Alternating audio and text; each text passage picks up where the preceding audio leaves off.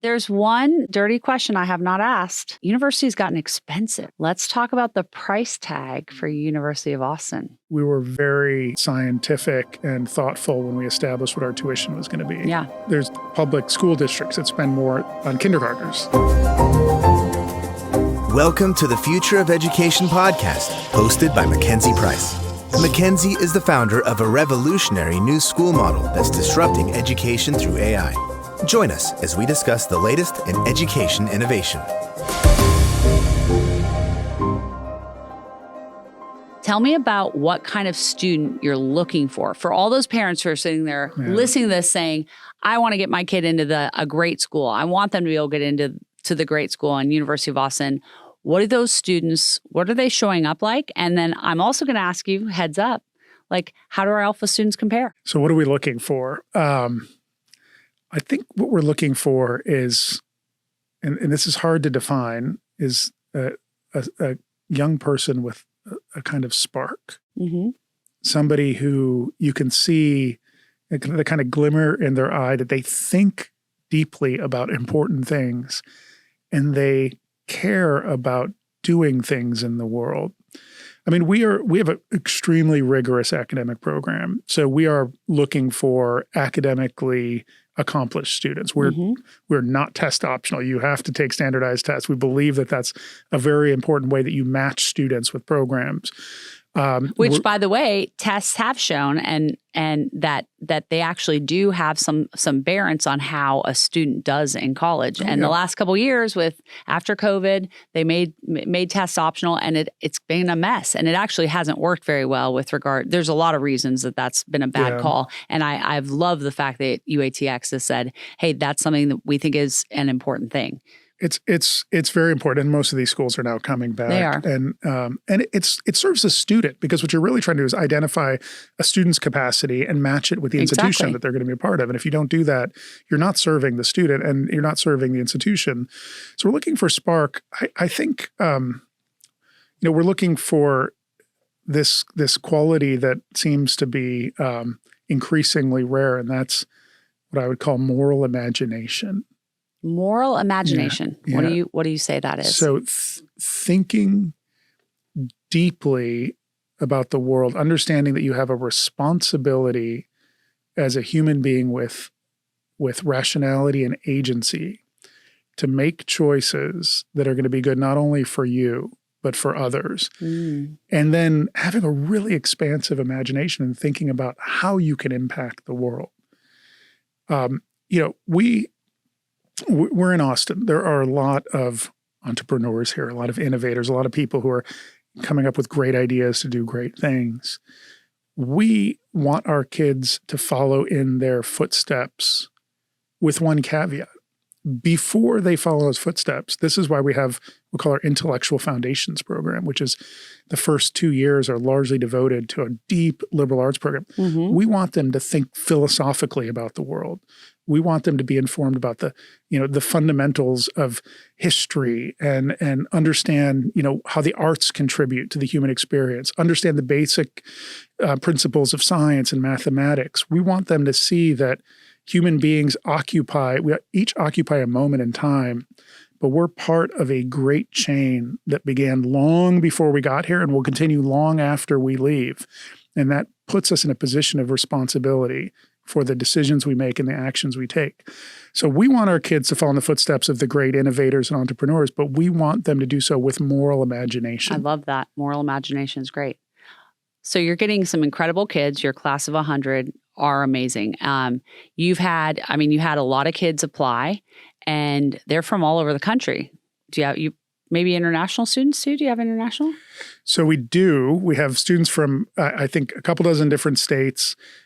We were not yet authorized by the federal government to grant international students visas, but we still have 3 international students because each of these 3 students had dual citizenship of some sort or another. We received hundreds of applications from abroad. We just weren't able to accept most of those students. Part of the hoops you got to jump through as part of being the newest university in a long time on there. Yeah. Okay, so now here's a big question. How do my alpha students compare? How are they doing there? They're pace setting. They come in and they've been thinking deeply about their masterpiece project, which segues into the Polaris project that we're doing. And it's wonderful to have them because, they're really modeling already for those students who are coming in are still a little bit lost at sea, trying to figure out how they're going to, how they're going to get themselves into a project.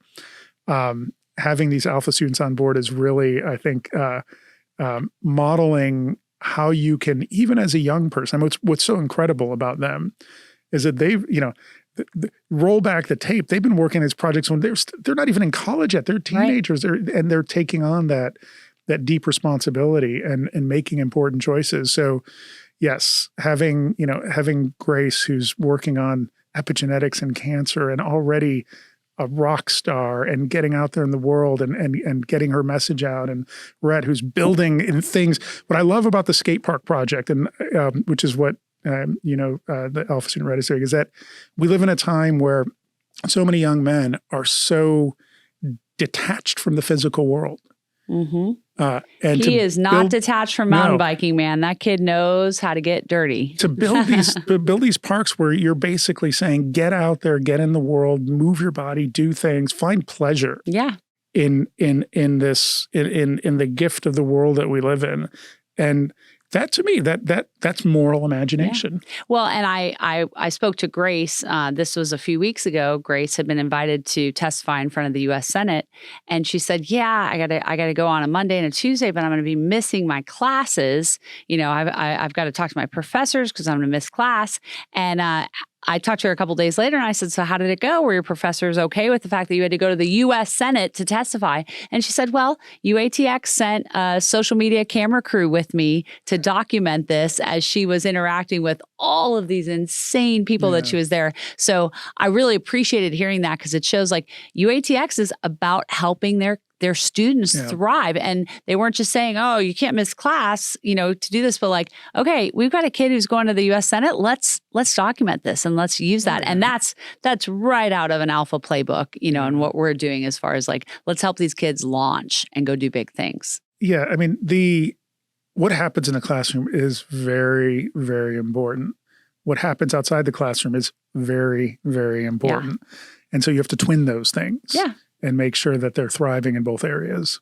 One of Eric Zhu is participating at UATX, and I had him on our podcast. And for those who didn't listen to that podcast, which you absolutely should, he's the guy who built a huge private equity firm out of his high school bathroom because he had to take business calls and he had to figure out how to ditch school in order to do this. And so UATX was right up his alley. In fact, you guys probably have a little bit of an extra challenge because you've attracted all of these students who have been like, I am not too young to get out and get going in high school. I'm building something big and let me continue that at UATX. So you're probably getting a lot of those hey, professor, I've got a major thing going on. I need to figure out how to make this work, and you guys are dealing with that in more ways than I'm sure a lot of universities are handling. Absolutely. There are a good number of our students are heavily involved with things that they've been building already or starting, and that's okay. I mean, look, it's the real world. They have to balance. Nobody gets a free pass. Yeah. They have to balance. You want an education. You have to make sure that you're prioritizing that. Do these other things. You have to find a way to balance everything. But no, I love it. I love their unbridled energy is so impressive. And look, we have some students who show up and they don't know what they want to do yet. And they have time to figure this out. And that's fine as well. Yeah. As long as they're just fully jumping in with both feet. Yeah, that's amazing. Okay. So, you're at the university level. Let's talk about what you're seeing in K through 12, though, as part of, people who are listening to this and wanting to say, oh my gosh, I hope my kid will get into UATX someday, and can do this. What do you think, what are your criticisms of K through 12 education? It's perfect. I don't have any. That's perfect. Good. Well, then you're in the right place. You work on university. No, teasing. Look, I think one of the inspirations for UATX was what's happening with innovative and experimental schools in K through 12. We need that in higher education. There isn't kind of heterogeneity. Everything is homogenous in higher education for the most part. And so part of what we're trying to do is do what many K through 12 schools are doing, which is think about the model, go back to first principles, sort of reinvent things, and then through success, providing market pressure on the existing system. My critique of K through 12, this sort of, I would say, comes from several different angles. One is that I think that there's, at most schools, the sort of mainstream K through 12 education really hasn't refreshed its idea of what it means to be a learner in over a century. I mean, ever since John Dewey, and by the way, I'm not a huge fan of John Dewey, but he did have tremendous impact and created a kind of wave, a revolutionary wave for education in that. We really haven't allowed ourselves until relatively recently the opportunity to dive back in and be experimental. So, I think that's critical. I understand the challenges around it because, do you want your kid to be the first one that's experimented on? Yes, I do. And I did. Yes. Well, that's a challenge for a lot of people, which means, and here's the other challenge with K-12, it means if you're doing something, you have to do it really well, really quickly. Yeah. So there's not a long time to marinate projects. You have to hit the ground and you have to get it right. And you have to have proof of concept very quickly. And I think that's a positive pressure because it means that if you're going to be an educational entrepreneur, you have to really, really be committed to what you're doing, be thorough, and get it done. Yeah. And then you have an opportunity to be successful. Yeah. Well, I will say though, for me, when I started the first school, when my daughters were in third grade and first grade, we had been in a public school.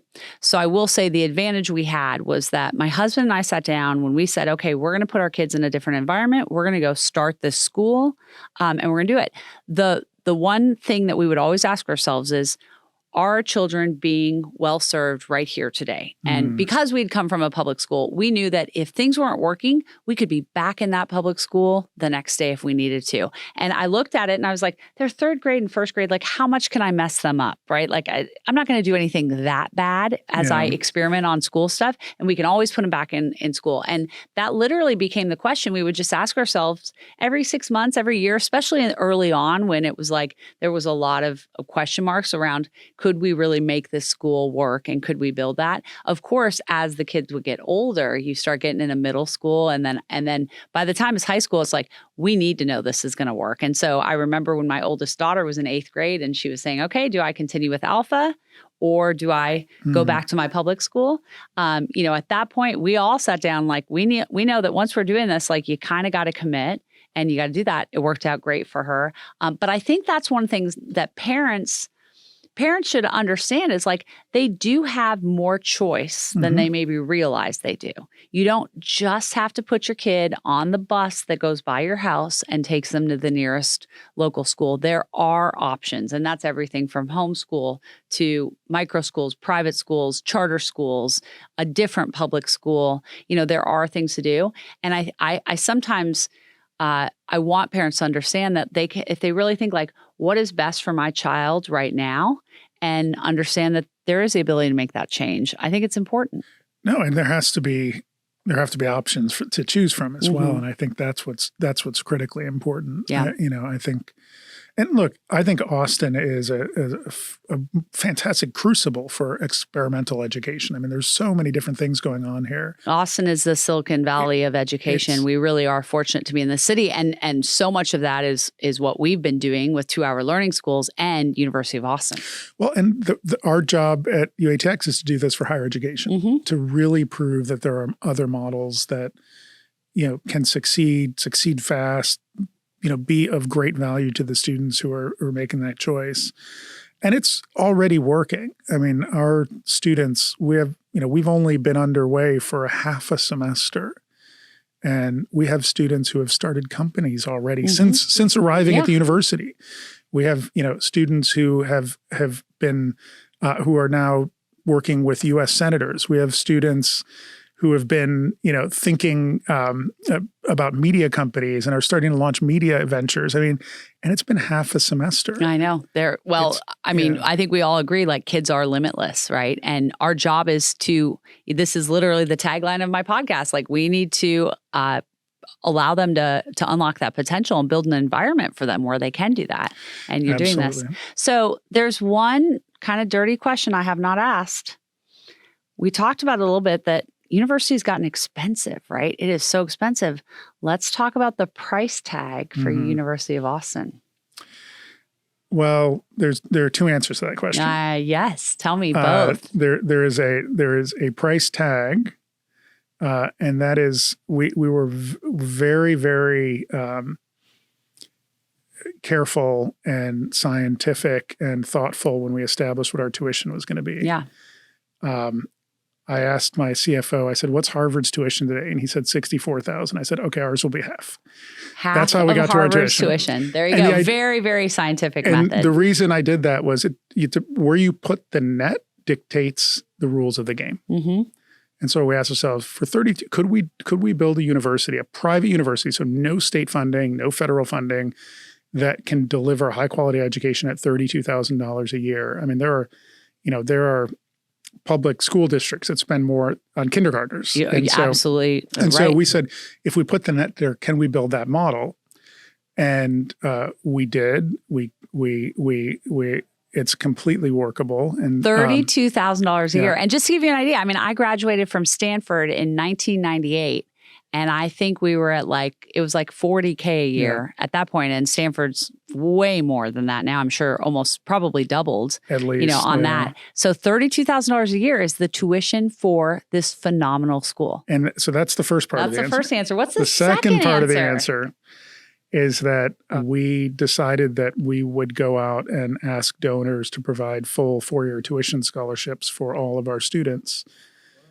So we raised that money for our first class in a matter, I think it was 9 or 10 days. We raised the money to fully scholarship, at least tuition scholarship, the first class for all 4 years.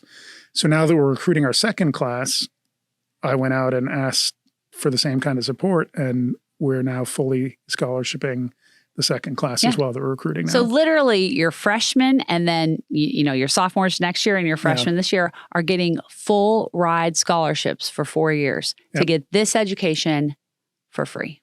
And what's making my life challenging is now I have a board of trustees that's saying, can we do this forever? Can we build a university model that'll be tuition free? Whoa. And I want to take that challenge on. I'm not guaranteeing anything right now. But that is unbelievable. I want to take that challenge on because I think if you think about all the money that universities have in their endowments, right? All that money, and then what you're doing, and you're literally like, there's a business model where you can raise the money for tuition to do the job that the university is supposed to be doing, right? Yeah. Educate these people and send them out in the world to do big things. And there is a way to do that. Okay. Well, and conceptually, think of it this way. One of the problems in higher education is that, once you get your customer, the paying student, you're interested in extracting tuition from them. Mm-hmm. And then you give them a certificate at the end. Here's a nice diploma. And you say, good luck. In other words, the outcome for that student is not in any way an existential question for the university. If you build a financial model where you don't charge tuition to your students or graduates, but you say our model is that we're going to provide support through an endowment for your class and future classes. When you become successful, pay it forward. Yes, exactly. So you're going to create those future donors. Now our model is completely invested in the success of our graduates. It becomes an existential question. If our graduates don't succeed, we don't succeed in the end. Absolutely. And actually, Pano, that's one of the reasons that I've had the opportunity to get to know, a number of those students that are at University of Austin is because UATX has done a phenomenal job of getting them connected with people in the business world and education world. We're doing internships with a lot of the kids from University of Austin that are going to come and work in our education field.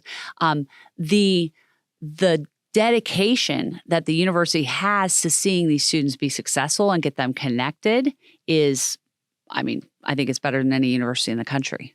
And again, that's you want to twin, their future with your future as an institution.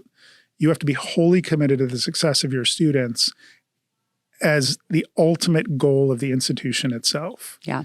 Students aren't, transient customers who are going to write you a check. Students are your future. Their success is your success. And if you can find a way to make sure that those two things line up, you have a win-win situation. The financial model of higher education right now is lose-lose. The financial model is not sustainable for families. It's not sustainable for universities. Yeah. Even though they're collecting more and more tuition, they're in this arms race to spend it on sillier and sillier things. Right. And so, in the end, the actual education isn't improved by spending more money.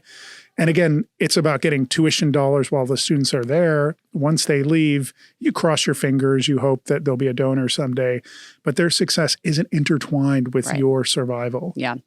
Well, it's an incredibly remarkable aspect of the university. And it's just one of the many things. And that's one of the reasons I was so excited to have you come on and just share what UATX is doing. And I'm very glad our kids are crushing it there too. Yeah. It's important. It's great. So Pano, I have one last question for you. What do you believe will be the future of education?